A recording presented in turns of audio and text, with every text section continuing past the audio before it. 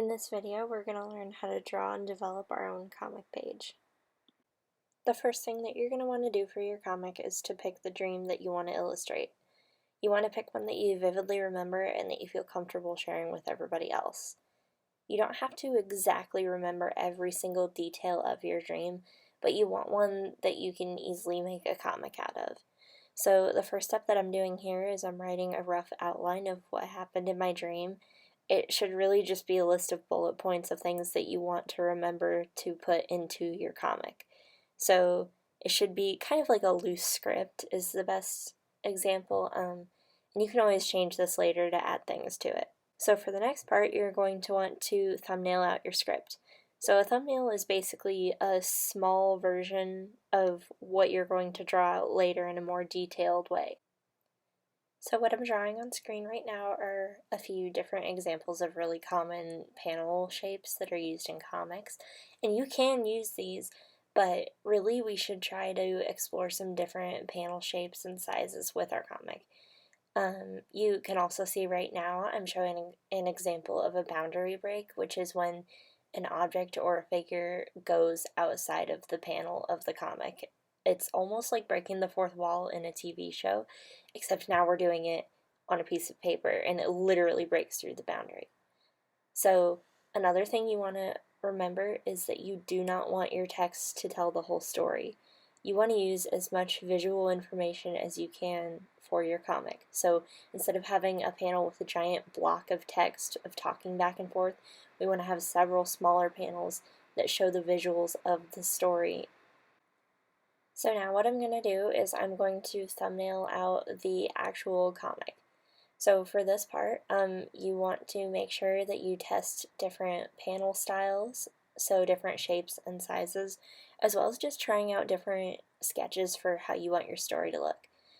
When you're drawing your figures and your shapes and everything, these do not have to be super detailed. The point of this is so that you have a plan for when you draw the actual comic, so it doesn't take you as long and you're not sitting there trying to figure out what you need to draw next. So as you can see, I'm testing out a few different shapes, and because this comic is about a dream that I had, I'm making some of the panels shaped pretty wonky, so it's almost like you're in a dream and it's this state of in between and in flux that's being demonstrated in the shape of the panels. So again, you don't want your sketches to be super detailed. This should take you maybe 10 minutes at the most if you already know what dream you want to do. And if you have your outline finished.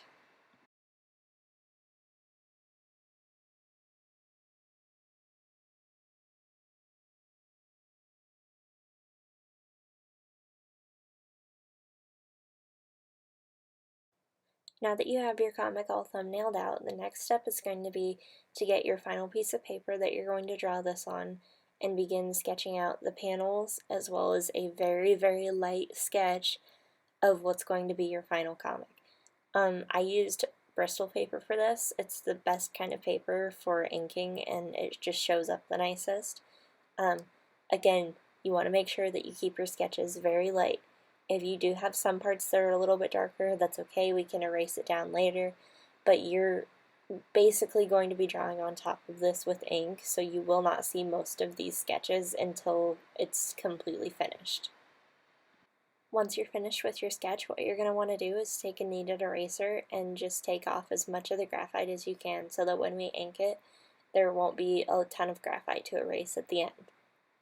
So next, after that, what we're going to do is begin inking our comic. There are a couple of things to keep in mind. When you're making your marks, there are several different ways to do them, as you can see on the screen right now. You can do hatching, cross-hatching, scumbling, as well as a variety of other ways of line work. You can basically do any kind of line making to get texture in your piece. You don't want to do just flat areas of black and white for your entire comic. You should have at least 3 areas of texture. Another important thing is line weight. So you can see on the lines that I'm drawing right now, I'm varying the thicknesses of it, especially the curved ones, so that there are areas both where the lines are thicker and thinner. The lines should not all be the same thickness. Generally, what you want to keep in mind is that if the lines are thicker, they're probably closer, and if they're thinner, they're probably farther. So now for the last part, we're going to actually start inking our comic. I always start by inking the panels. Since the first two panels in my comic are actually pretty square, I'm going to go ahead and do those first. And it's okay that mine are a little bit wonky because this is a hand-drawn comic. My preference is that it looks nicer if it's hand-drawn, because if you do it with a ruler, then it just looks so robotic and geometric. But if the lines are a little off like they are in this instance, then it gives it more of a handmade feel. So again, you just want to finish inking up your panels, and then after that, you're going to start going through your comic and inking it. I didn't record myself inking the actual comic because what I do is not going to be the same as what everybody else has done.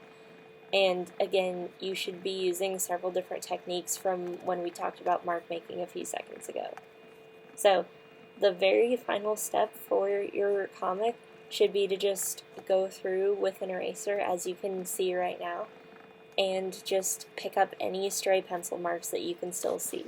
That way the only parts that you will see in the comic are the inked version of it. And then that's it. That's your whole comic.